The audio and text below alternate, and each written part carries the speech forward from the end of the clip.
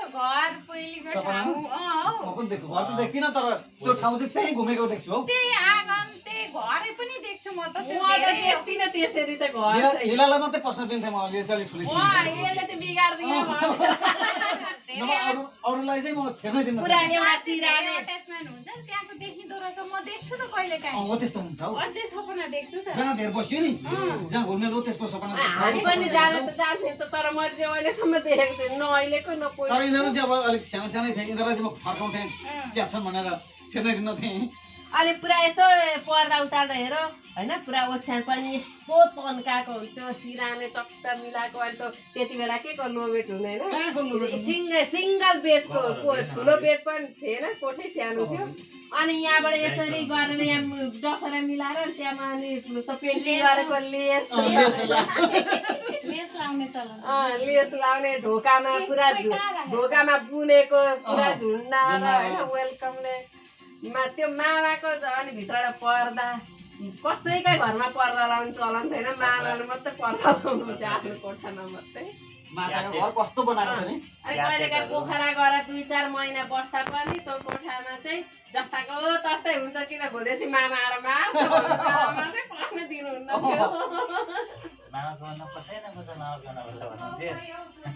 थोरै खर्च गरेर मैले त यस्तो पोस्टरहरू यताउता पोस्ट कार्डहरू त्यही त हो त्यो पोस्ट कार्ड टाँसेको आफै ल्याउनुहुन्छ कि फिल्महरूले दिन्थ्यो आफै ल्याउँथ्यो दाजुलाई चाहिँ दिन्थ्यो पाथिभराले पाथिभरामा मान्छे थियो अरे फिल्मको पोस्टर त भरेभरि लाउनु भएको थियो नि अगाडि बाहिर भरेभरिको दाइले बेच्थे नि नयाँ फिल्म लाग्यो भने उयो फिल्म लाग्दैछ है भन्नुहुन्थ्यो ठ्याक्कै पोस्टर ठ्याक्कै हुन्छ क्या पोस्टर हुन्थ्यो बाहिरका भित्र अटेन भने बाहिरका भित्ताभरि पनि घरमुनि पनि लाग्दा पनि फेरि 2 महिना लाग्थ्यो नि त फिल्म होइन 2 महिना लाग्थ्यो फिल्म अनि ठ्याक्कै एउटा ल्याएर राख्दै गाउँमै हाम्रो जस्तो घर त्यस्तो डेकोरेसनमा कसैको थिएन नि त्यतिखेरको हाम्रामा त हेर्नै पनि आउँथेन हेर्नै पनि आउँथेन हो मान्छे अब अनि त्यो पोस्टर मात्रै हो र मामाले त आफै त्यो चार्टबोर्ड ल्याएर हुनुहुन्थ्यो के ल्याउनु हो त्यस्तो नाम लेख्दै टास्दै होले जस्तो थियो एकदम फिल्मका नाम आफै लेख्दै एउटा भगवानको भक्तले नि भगवानका फोटाहरू टाँस्ने सजाउने खालि भगवानैतिर भजन कीर्तन गर्ने जस्तो मलाई चाहिँ फिल्मको त्यस्तो थियो फिल्मको भक्त फिल्मको भक्त त्यहाँ पाथिभरा होलमा आउँदा त स्वर्गै पुगे जस्तो लाग्थ्यो अनि साइकल चढो हिँडु 8 बजेसम्म जोतो अनि आज म छिट्टै गोरु खोल्छु है नि छिटो भयो होइन नि 11 11:30 को सो भ्याउनलाई 10 बजे होइन 8 बजे गोरु खोल्यो अनि नुहाएर भात खाँदा त झन् 10 बजे आइपुग्न त खाली पाथिभरा पाथिभरा पनि त आउँछ नेपाली फिल्म 45 मिनेटमा पुग्छु भन्नुहुन्थ्यो अनि पाथिभरा ठ्याक्क मामा टाइम ए मामा टाइम हेरेर हिँड्नुहुन्थ्यो 45 मिनेटमा पुग्छु भन्नुहुन्थ्यो ऊ कालो बाटो साइकल पेलेर 2 रुपैयाँ साइकल राखेको लिन्थ्यो त्यो बुढो साइकल थियो नि बुढो साइकल थियो 2 रुपैयाँ साइकल राखेको लिन्थ्यो फिल्म कति लिन्थ्यो अनि फिल्म 5 रुपैयाँ 10 रुपैयाँ कति थियो त्यतिखेर 5 रुपैयाँ बिचको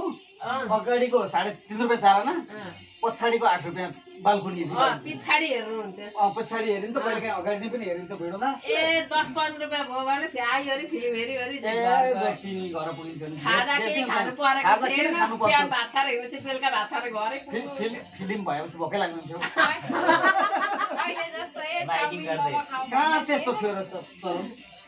समोसा चाहिँ हुन्थ्यो समोसा चाहिँ हुन्थ्यो होला हामीलाई फिल्म भएपछि केही चाहिँदैन थियो भोकै लाग्दैन थियो समोसा चाहिँ उहिलेदेखिको हो समोसा चाहिँ यो चाउमिन मोमो पछाडि आएको अरू बेलाको चाहिँ थाहा छ नि एकचोटि कान्छी मैले पनि यस्तै फ्यान किनेको अरे दियोसियो बालेपछि त्यो चलन मिल्दैन है साँगो हुन्छ दियो निमाउँछ मैले 1200 पर्यो एकचोटि कान्छी अनि त्यहाँदेखि त्यो मासला घरकी कान्छीको मिटिङ यस्तो हुन्छ कि मलाई त यसैले बचाएको त गर्मी हदै हुने मलाई अनि यही लायो खेतमा अनि सुतो खुट्टाको फेदमा लगाएपछि हैन यस्तोले मलाई हावै हुँदैन खुट्टाको फेदमा लगायो अनि अरू जाडो हुनेलाई पनि जाँदैन आफैलाई मात्रै होइन मेरो त छुट्टै छ नि त कोठा गर्मीमा सुत्नलाई यतापट्टिको बरन्डामा अनि त्यहाँ सुतो अनि पङ्खा यताबाट लगाइदियो लगाइदिने होइन त कि बुवालाई लगाइदिने हो बुवालाई चाहिँ त बोलाउन भनेको त्यसो भए यो फिल्म मुला त कति हेरियो नि मलाई चाहिँ त्यही थाहा छ के कान्छी अनि माछा घरकी त कान्छीकी मितिनी साइली अनि यिनीहरू पनि जान्थे है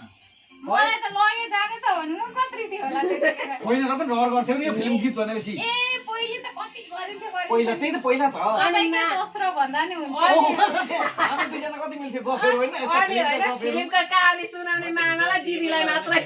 हामी दुईजना फिल्म भनेपछि हुरुक्कै गीत भनेपछि हुरुक्कै लीला हुने अब गीत बजाउँथे लीला पनि अब गीत सुन्ने हुरुक्क हुने सबै गीत आउँथ्यो मलाई के सबै गीत आउँथ्यो होइन अनि फिल्म हेर्न गएर नि एकपल्ट गीत सुनेपछि सबै आउने सबै आउँथ्यो फेरि मलाई अनि त्यति आउँदो गीत चाहिँ अनि फेरि अनि यो गीत गाउ त म भन्थेँ त्यसो यो गीत गाउ त यो गीत सुनेको छ यो गीतको सिङ्गर यो हो भनेर अझै पनि याद छ नि पहिलाका अझै याद छ अझै याद छ हो त्यो पुराना कलाकारहरू अनि अझै पनि याद छ गीत त गायक घरि थाहा थियो यत्रै थियो गायक गीतकार गीत कसले लेखेको सङ्गीत कसले गरेको सबै याद हुन्थ्यो निर्देशन कसले गर्यो कसले डाइरेक्टर अझै पनि म चिन्छु हौ कलाकार अनि त्यहाँदेखि पुरा फिल्मको कहानी हेरेर आउनु होइन, दिदीलाई मात्रै सुनाउने हामीलाई नसुनाउने हामी दुईजना गफेल थियो नि त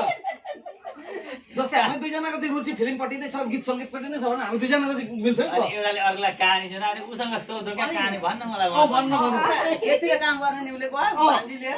अनि उतै गफ गरौँ फिल्मका गफ भने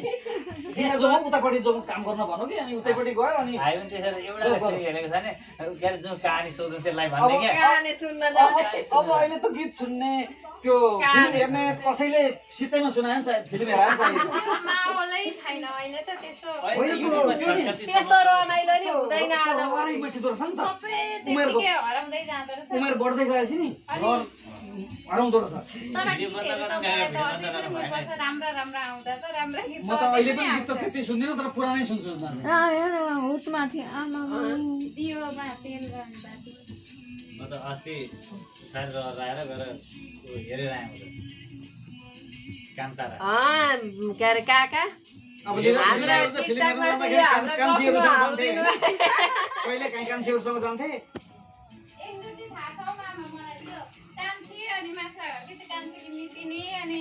अनि त्यो गोपालले अनि तपाईँ को जानुभएको थियो अनि मलाई पनि लगेको थियो त्यतिखेर हामी उसलाई गाडी हकाला लगेको थियौँ कि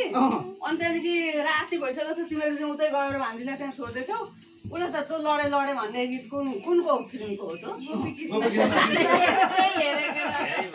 तँ लडे जसो गरेर त्यो फिल्ममा त्यसै गर्थ्यो आएर अनि यसो गर्दै लडे लडे म त लग्न स्वभाव भन्दै बाँदरको फिल्म भनेर हेर्न ल्याएको थाहा छ मलाई त्यो त्यो बेला त बाँदरको कुकुरको कुकुरको कति बाघको कति फिल्म त्यस्तै मात्र हुन्थ्यो र अनि अलिक पछाडि निखिल उप्रेतीको माओला निकै वर्ष हो त लीला होइन त्यही बसियो र त सबै त अहिले नि सपना देख्छु त्यही बुढो धेरै वर्ष हुने हो माओला अनि माओलाकै कल्चर सिक्यो भने हो फिल्म भनेपछि हुरुकै हुने गीत भनेपछि फेरि हाम्रोमा गीत त त्यो ठुलो रेडियो थियो कि डुङडुङ त्यो ठुलो रेडियो थियो अनि माता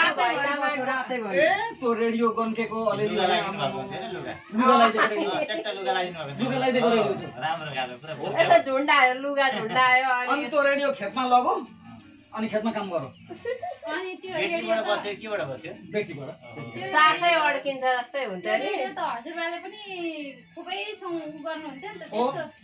त्यसको कभर फेर्ने कभर फेर्ने बेटी ल्याउने बुवा हो लुगा फेरिदिने होइन बुवा बेटी सकेछ बुवाले जनावरी गरेर बेटी ल्याइहाल्नु होइन केटाकेटीले रहर गर्छन् भनेर हजुरबा त्यस्तो नरिसाउने हजुरबालाई नै केटाकेटीले सुन्न खाँचो भयो भनेर बुवालाई नै चाहिन्थ्यो गीत भनेपछि नाच्न थाल्नुहुन्थ्यो गीत बजेपछि दसैँ आउनु हुँदैन पिङ लगाइदिनु हुन्थ्यो अनि म त्यही घरको यस्तो लगाइदिनुहुन्थ्यो हो त आँपका हाँगामा के हाँगामा अथवा त्यो बलोमा ती दिनका त्यति बेलाको रह जस्तो त्यतिखेरको रमाइलो अहिलेको टिकटक र फेसबुक भन्दा त्यतिखेर त के हो डुङ डुङ ढिकी कुट्दाखेरि दसैँ आए जस्तो लाग्थ्यो चिउरा कुट्दा अहिले छैन सुनसान उही गर्थे पिङ खेल्थे मान्छे दोहोरी लत्ता हिँड्थे अहिले को हिँड्छ अहिले पिङै मान्छे लाउन छोड्यो पिङ लाउन छोड्यो अनि त्यति बेलाको जस्तो रौनक त छैन पैसाले मात्रै हो त्यतिखेर पैसा थिएन रमाइलो थियो रमाइलो थियो अहिले पैसा छ खोइ रमाइलो को रमाइलो छैन त्यति बेलाको चाहिँ अर्ग्यानिक नि हो त्यो त अर्ग्यानिक चाहिँ त्यो हो क्या रमाइलो रमाइलो नि हो अनि हजुरबा जहिले जुनावरी जानुहुन्थ्यो अनि आउँदा जहिले चक्लेट केही न केही नसुझाउनुहुन्थ्यो मासु होइन हौ चक्लेट कान्छी र मलाई चाहिँ त्यो सक्खर मन पर्दैन सक्खरका डल्ला बोकेर ल्याउनु अनि सोयाबिन एकचोटि लिएर आएर हलाउँदै सोयाबिन आउँदा त छैन हजुरबाले यस्तो पुरा हात हल्लाउँदै पोको त्यही हल्लाको हातमा बोकेर पोको हल्लाउँदै सोयाबिनको त रेखी लगाएर बराएको छैन हजुरलाई मासु चाहिँ मन पर्थ्यो नि मासु प्रायः ल्याइरहनु। मासु मन पर्छ मासु मन पर्ने अनि ढुङ्गाबारी जाने जहाँ अनि काठो चिया ल्याइहाल्नु। खाने बोरे भए पनि ल्याउने क्या एकै पावा भए पनि ल्याउने जहाँ काटो ल्याइहाल्नु अनि चिया खाने उतै दिनभरि गफ गरेर बस्ने अनि भात खाएर जाने बुवा सोझो लाइन थियो कि अब आज यहाँ काटे अनि गाउँ डुलिरहनु हुन्छ नि त पर काटे पनि ल्याइहाल्नु ए बाबा हिजो खाएको भए पनि लानु न भन्थे ल्याइहाल्नु त म कराउँथेँ बुवा हट त्यसरी कहाँ सकिन्छ हौ दिने केले पुऱ्याउनु हिजो खाएको होइन त्यतिखेर त सस्तो थियो नि छन् त पैसा थिएन नि त तर त्यही पैसा थिएन उब्जनी कहाँ हुन्छ अहिले यस्तो 100 रुपियाँ 150 रुपियाँ मासु मकैको भात खानु पर्दैन थियो त भन्दैछु त त्यति बेलाको पैसा नभएकै रमाइलो थियो क्या पैसा अहिलेको नभएको भन्दा कति रमाइलो नि 5 रुपियाँ कसैले दियो भने कति चिज हुन्छ कति चिज हुन्थ्यो मान्छे घरमा तास खेल्ने कति आउँथे बुवा हुँदा आम्मामा। हो त घरभरि 2-3 ग्रुप मान्छे हुन्थ्यो अनि त पराल दाई गरो यति गोरु लगाएर गोरु लगाएर होइन कस्तो ती लडी गयो कति रमाइलो हुन्थ्यो त्यो धान रुङ्न भन्दै बस्नुहुन्थ्यो धान रुँगेर बस्थ्यौँ लालटिन बालेर हामीले चाहिँ किन नलगेको जस्तो लाग्थ्यो उनीहरू चाहिँ म चाहिँ गएँ कस्तो रमाइलो त्यहाँ सुत्न त्यहाँ पाए कस्तो हुन्थ्यो होइन त्यो भित्र रातभर तास खेल्यो होइन? तास खेल्नु रमाइलो नि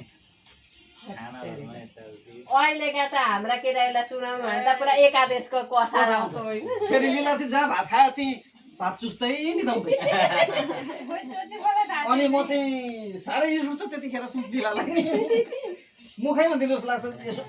यसो गरेर भात चलाउँदै ती नचबाइकन त्यत्तिकै चुसेर छ्याप्पै निदाउने नि ती भात खाएकै ठाउँमा लुपु लुपु लुपु लुपु चुसो कति निदायो रस मात्रै चुसो के अरे छोक्रा चाहिँ मुखैमा मुखैमा नि निद्रा लागिरहेको हुन्थ्यो होला होइन त्यतिको पानी नै त्यस्तो चुस्न थालेपछि निन्द्रा आएको अँ, चुस- भात त्यो खाएर भात दिएकै चबाएर होइन चुसेर खाने रस अरू सबै मात्रै कहाँ पुगिसक्छन् खाएर होइन अनि लसी बाहिर सिकुवामा